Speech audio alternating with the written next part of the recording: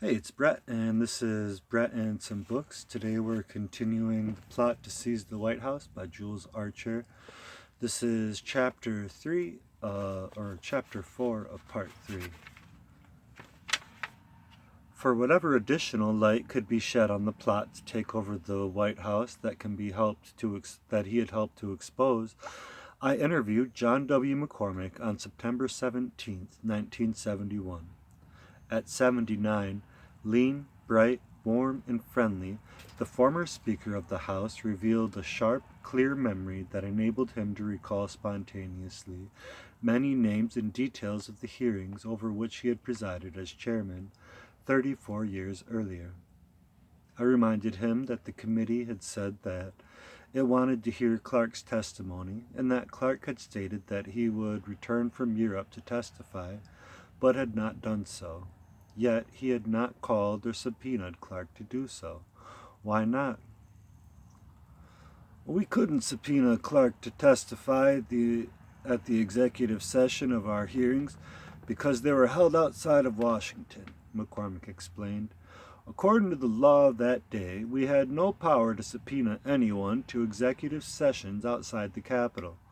I subsequently recommended changing the law to give congressional committees that right, and the change was in fact made. Asked whether he knew what the reaction of President Roosevelt or Lewis Howe had been on the exposure of the plot, he replied that he did not. Why had the Department of Justice under Attorney General Homer Cummings failed to initiate criminal proceedings against any of the plotters? The way I figured it, he replied, we did our job in the committee by exposing the plot, and then it was up to the Department of Justice to do their job, to take it from there. John L. Spivak was equally mystified by the lack of any action taken by the department against the conspirators.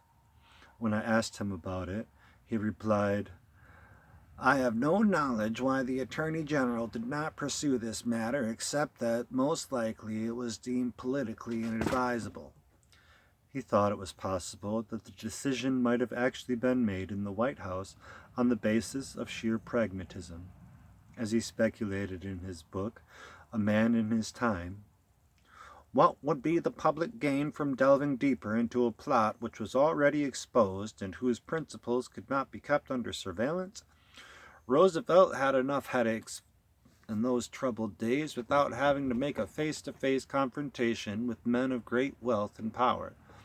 Was it avoidance of a confrontation? Was it a desire by the head of the Democratic Party to avoid going into matters which could split the party down the middle? What with Davis and Smith, two former party heads, among those named by Butler? I asked McCormick what his own reactions had been to McGuire's testimony denying all of Butler's allegations. There was no doubt that General Butler was telling the truth, he replied. We believed his testimony 100%. He was a great patriotic American in every respect. In your considered judgment, Mr. Speaker, were those men Butler named as involved in the plot guilty? Millions were at stake when Clark and the others got the Legion to pass that resolution on the gold standard in 1933, he answered. When Roosevelt refused to be pressured by it and went even further off the gold standard, those fellows got desperate and decided to look into European methods, with the idea of introducing them into America. They sent McGuire to Europe to study the fascist organizations. We found the evidence that Clark and Grayson Murphy, who underwrote the American Legion with $125,000, were involved when we examined McGuire's records and bank accounts. I asked him about Colonel Murphy's role in the plot. Grayson Murphy was the #1 kingmaker in the Legion. His firm had clients of great wealth. Those fellows were afraid that Roosevelt would take their money away by taxes. They were desperate and sought to take power and frighten Roosevelt into doing what they wanted. But they made the mistake of approaching the wrong man to do the job. Had the plotters only wanted to take over the White House to restore the gold standard, or were they also out to destroy the New Deal and set up a fascist dictatorship to run the country through an American Mussolini? McCormick reflected a moment and then said, "Well, we were in the depths of a severe depression, and we had a good man, Roosevelt, in the White House, and he revived the hopes and confidence of the American people. The plotters definitely hated the New Deal because it was for the people, not the moneyed interest, and they were willing to spend a lot of their money to dump Mr. Roosevelt out of the White House." Could you definitely say that American Liberty League was the organization of big fellows that McGuire had described as being behind the plotters? "I don't know anything about the Liberty League," he replied in a crisp manner that did not encourage me to pursue any further interrogation along that line. "Mr. Speaker, why were the plotters so insistent that General Butler accept their proposal that he be the one to head the fascist march on Washington they planned?" "They chose Smedley Butler because they needed an enlisted man's general, not a general's general. They had to have a colorful figure 500,000 or so of veterans who had been privates and non-coms would follow. General Butler was the most popular one." If General Butler had been an ambitious man like Aaron Burr, and had been willing to be the man in the White House for the plotters, do you think their conspiracy to take over the White House, with all that money behind it, might have succeeded? "Well, if General Butler had not been the patriot he was, and if he had not been able to maintain secrecy, the plot to seize the White House might very well have succeeded, having in mind the conditions existing at the time.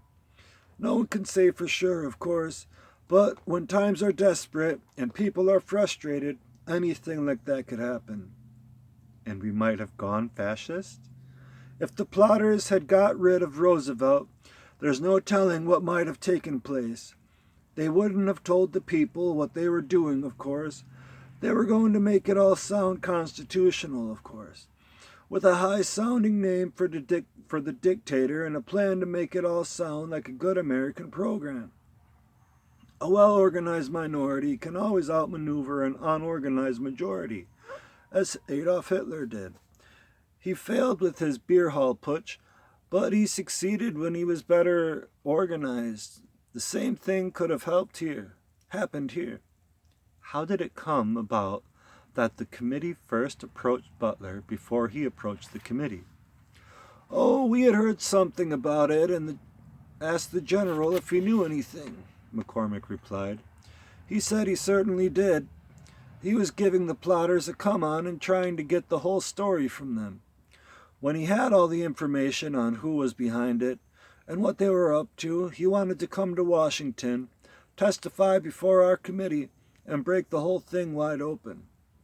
Finally, I asked him, "Then, in your opinion, America could definitely have become a fascist power had it not been for General Butler's patriotism in exploding the plot?" "It certainly could have," McCormick acknowledged. "The people were in a very confused state of mind, making the nation weak and ripe for some drastic kind of extremist action. Mass frustration could bring about anything." He reminded me that the international smell of fascism had been very much in the air during the hectic days of the plot, and that much undercover fascist activity had been going on in the United States that the American people knew nothing about. The McCormick-Dickstein Committee had exposed Ivy Lee, the noted public relations office expert, ostensibly employed by the German Die Trust, but actually on the payroll of the Nazi government, to help them win favorable publicity in the American press. The committee had brought about the passage of the Foreign Agents Registration Act to smoke out hidden Nazi and Soviet agents into the limelight. The committee was not the headline-seeking witch-hunting extravaganza that HUAC became under Martin Dees. Its manner of investigation commanded special respect, notes historian Arthur M. Schlesinger, Jr. McCormick used competent investigators and employed as committee counsel a former Georgia senator with a good record on civil liberties. Most of the examination of witnesses was carried on in executive sessions. In public sessions, witnesses were free to consult counsel. Throughout, McCormick was eager to avoid hit-and-run accusations and unsubstantiated testimony. The result was an almost uniquely scrupulous investigation in a highly sensitive area. Schlesinger noted that the McCormick Committee had declared itself able to verify all the pertinent statements made by General Butler, except for McGuire's direct proposal to him, and it considered this more or less confirmed by McGuire's European reports. James E. Van Zandt, a national commander for the veterans of foreign wars and subsequently a Republican congressman, corroborated Butler's story and said that he, too, had been approached by agents of Wall Street. I queried McCormick about one final point. One newspaper reporter had suggested that Butler had not himself taken the plot very seriously. "Oh, no, General Butler regarded the plot very gravely indeed," McCormick said emphatically. "He knew that this was a threat to our very way of government by a bunch of rich men who wanted fascism." I also discussed this point with the Butler family. Smedley Butler, Jr. agreed with McCormick and explained why his father did not immediately go to Washington when he realized what the plotters were up to. "Dad was not stupid. He had no proof and he could not name names, so he had to be careful about it." In fairness to the American Legion today, it needs to be pointed out that the Legion leadership of our times is far different from what it was in the period during and preceding the Butler hearings, when so many former commanders and high officials were involved in the conspiracy and anti-labor activities dictated by big business interests. John Spivak explained why. A long struggle followed with the Legion between those who would use members for their own business and political interests and those who wanted the organization used for the benefit of former servicemen. The latter one, at the time of the plot, the cleavage between the rank and file and the royal family seemed, as it indeed turned out to be, a permanent one. In the generation that followed, the Legion underwent drastic changes and a mellowing. Members now rarely participate in anti-labor activity. In fact, many legionnaires are themselves loyal Union men.